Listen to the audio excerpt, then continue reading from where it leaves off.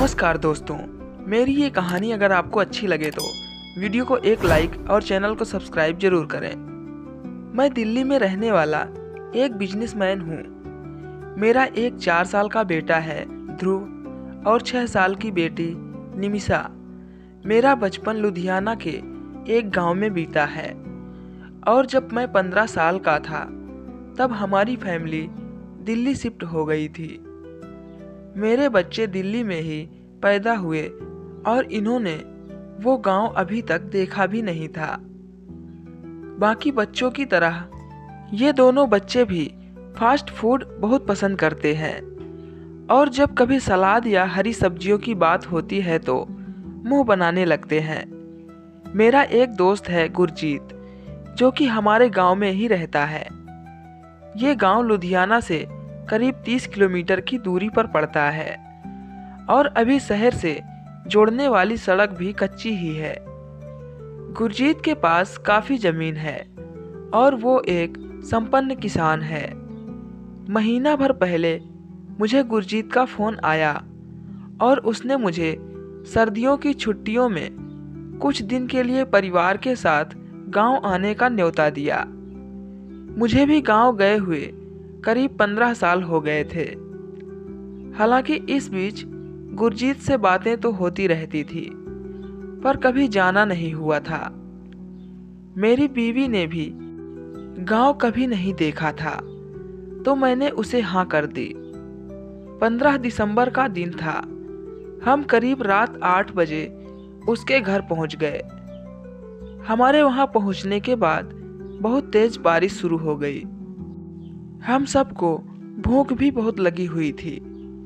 जब बच्चों को गुरजीत की बीवी ने पूछा कि क्या खाओगे, तो दोनों एक सुर में बोले कि हम पिज्ज़ा खाएंगे और कोक पिएंगे। गुरजीत ने उनको बताया कि पिज्ज़ा तो नहीं आ सकता, क्योंकि इतनी तेज बारिश के बाद सड़क बंद हो जाती है। उसने उनका मन रखने के लिए कह दिया कि पिज्ज़ा कल खा लेंगे और आज जो सरसों का साग और मक्की की रोटी बनी है वो खा लेते हैं।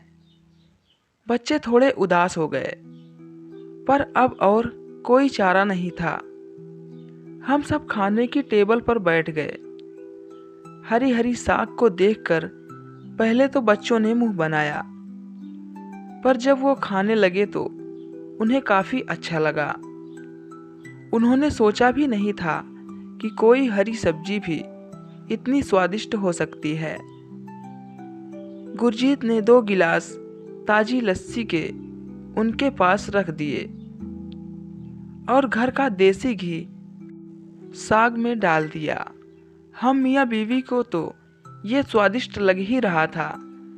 दोनों बच्चों ने भी पेट भरकर खाया। ध्रुव और निमिषा से ये सुनकर कि खाना बहुत टेस्टी था, मेरा मन खुश हो गया।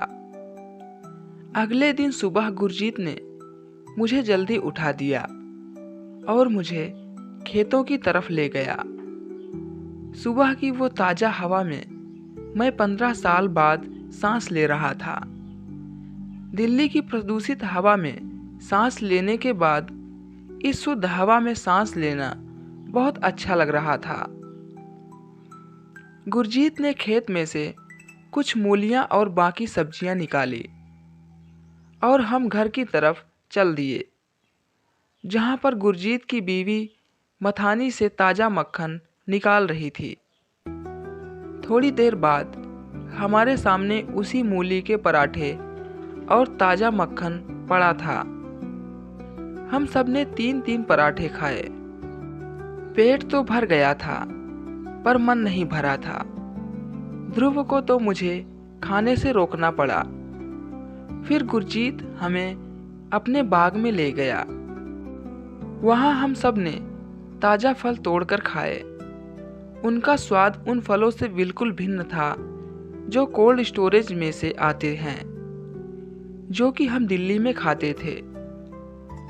घर वापस आते हुए हमें एक गन्ने का खेत दिखाई दिया, जहाँ पर एक किसान गन्ने काट रहा था। निमिषा के कहने पर गुरजीत ने उससे 2 गन्ने ले लिए और वहीं पर उसकी पोरी काट कर सबको चूसने के लिए दे दी।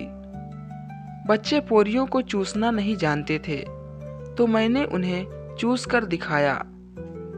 मुझे अपना बचपन याद आ गया था। मेरी बीवी और बच्चे भी स्वाद ले लेकर गन्ने खा रहे थे। गन्ने के खेत के पास ही उन गन्नों में से रस निकालकर एक किसान गुड़ बना रहा था। गुरजीत ने गरम गरम गुड़ का एक एक ढेला सभी को दिया। उस गुड़ का स्वाद किसी भी मिठाई से ज़्यादा अच्छा था। अगले दिन हमें दिल्ली वापस जाना था।